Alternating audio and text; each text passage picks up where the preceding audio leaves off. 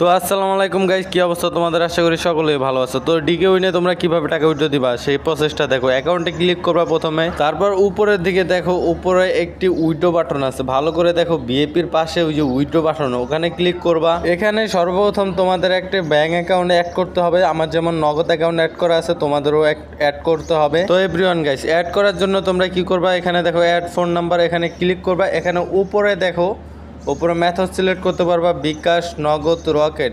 তোমার যেই মেথড তুমি ওই মেথডটা সিলেক্ট করবা। তো আমার যেহেতু নগদ অ্যাকাউন্ট সিলেক্ট করা আছে, আমি এখানে আর করব না। তো এভরিওয়ান গাইস, আমার যেহেতু অ্যাড করা আছে নগদ অ্যাকাউন্ট, এখন আমি ব্যাক করলাম। এখানে দেখো আমার নগদ অ্যাকাউন্ট, তো আমি আর অ্যাড করব না। আমার যেহেতু অ্যাড করা আছে, তোমরা অ্যাড করে নিবা। তো নাম্বার অ্যাড করার পর বন্ধুরা, এখানে তোমরা কত টাকা উইথড্র করবা সেই অ্যামাউন্টটা বসাবা। যেমন আমি যদি 5,000 টাকা উইথড্র করি, 5,000 টাকা এখানে বসায় দিব।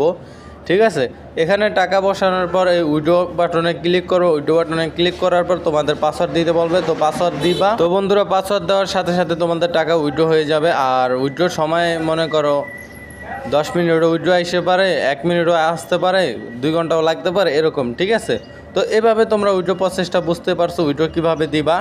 আর আমার লিঙ্ক দিয়ে যারা অ্যাকাউন্ট করবা তারা ফুল সাপোর্ট আমার থেকে পাবা। তো ভালো থাকবা।